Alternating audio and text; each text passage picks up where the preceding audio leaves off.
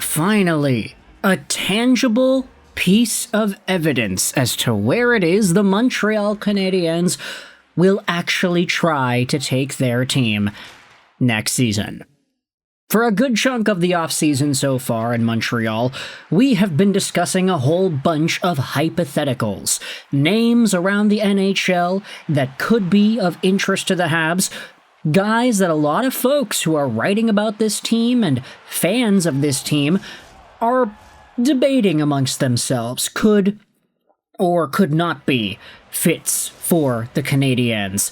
But for the first time, I feel, in multiple weeks, we finally have ourselves some word as to whom it is the Montreal Canadiens actually are interested. Not could be, but are. I wanted to head over onto an article published on RDS, not TSN. This was rds.ca from yesterday, June 2nd at 9:58 a.m. Eastern Standard Time. It talks about the Ottawa Senators, and a name that has been a very notable and very good add onto their franchise. Today we are talking about Claude Giroux, and how the Ottawa Senators are discussing to bring him back. But it turns out the Canadiens are also interested. The link is going to be in the description if you want to read this all yourself, but we're going to screenshot it, put it up on the screen here for all of y'all's viewing pleasure.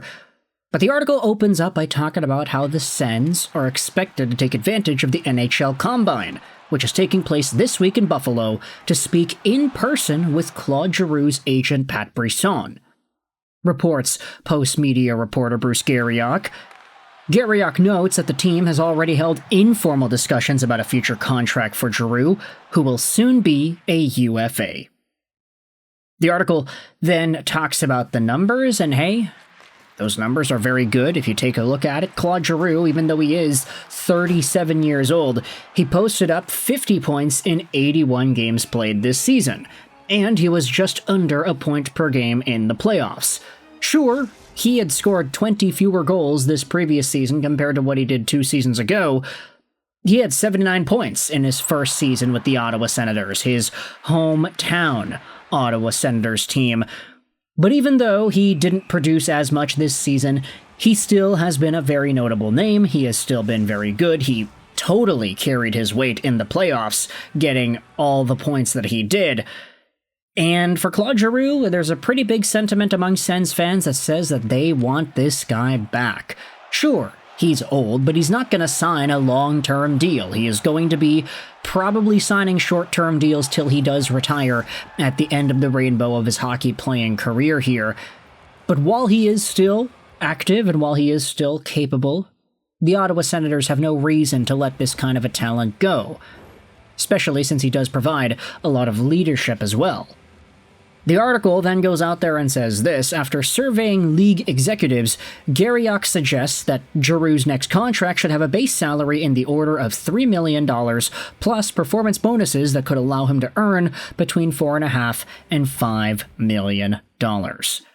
According to league officials interviewed by Garrioch, the Montreal Canadiens are among the clubs interested in signing the veteran.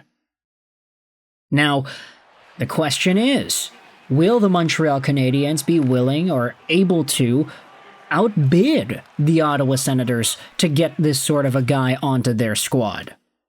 Well, this article says the Sens have $16.6 million in cap space heading into the offseason, with Giroux and goaltender Anton Forsberg as the top UFAs. That list also includes forwards Nick Cousins, Matthew Highmore, Adam Gaudette, and Hayden Hodgson, as well as D-man Travis Hamonic and Dennis Gilbert. Forward Fabian Zetterlund and defenseman Donovan Sabrango are RFAs. So, the list of guys that the Sens need to sign, it's not too long, and at the same time, the guys that are on the list aren't really too amazing. The best guy, probably, Claude Giroux. Cousins, Highmore, Gaudette, I mean, sure, I get it. Adam Gaudette was a force as a goal scorer in the league this year. He almost had 20 goals. Kind of ridiculous to see how out of nowhere, Adam Gaudette's NHL production started to blossom. It's almost like he always was a talented goal-scoring player, but just could never fit it together at the National Hockey League level. But the Ottawa Senators are going to have to be outbid by quite a margin here if they're going to let go of Claude Giroux. From the Montreal Canadiens angle, I do think that this is a great idea. Go after a guy like Claude Giroux who can play meaningful second-line center minutes. He can also play all over the wing. He can play both wing positions. He's very versatile in that respect.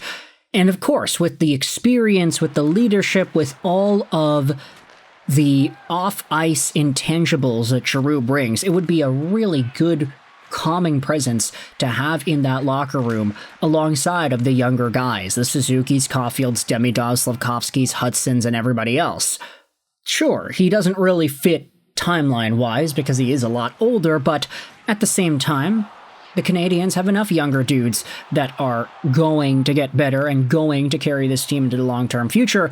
I think of some very specific names that helped the Canadiens along the way with leadership and with their veteran experience. The Ben Sherratts, the Shea Webbers, even to an extent the Ilya Kovalchuks of the world. It's not like these guys made a long-term impact on the Canadiens with their on-ice play, but some of them did make a very long-term impact with their swagger and with their leadership. I'm sure nobody is going to forget how Shea Weber was in that locker room, in the same way that Nick Suzuki is not going to forget how Ilya Kovalchuk was when they were on the same line and he was a rookie. When Suzuki was a rookie, not Kovalchuk. That guy was a rookie 20 years ago. But still, Claude Giroux is a near-perfect name for the Montreal Canadiens to go out there and acquire from an on-ice talent perspective in terms of what level of talent he is able to bring and in terms of the fit offensively. He is a lot older, but I think there's enough breathing room here for the Canadiens to get that done and move along in their rebuild properly with this sort of a transaction. Ultimately, though, I just don't know if they're going to be able to outbid Ottawa. If the Sens give Claude Giroux a $3.5 million AAV deal, plus a whole bunch of bonuses in the $1.5 million range, that might be a little bit steep for the Montreal Canadiens to go out there and best out. While it's true that Giroux playing with Demidov would be such a match made in heaven in terms of the skill set, in terms of the hands, in terms of the offensive vision, Kent Hughes is going to have to pull out all the chops to make sure that Ottawa doesn't overpay and doesn't end up outbidding Montreal. But of course, that is not guaranteed in the slightest. This is just an idea that was tossed out there, but Garrioch legitimately talking about how the Habs are interested. It does open the door to some very interesting discussions, and I want you to let me know your thoughts in the comment section below. How do you feel about the Canadiens being interested in Claude Giroux, and do you think it's a realistic possibility that they outbid Ottawa in terms of getting this guy onto their squad? Let me know in the comment section below. I hope you enjoyed this video. And bye.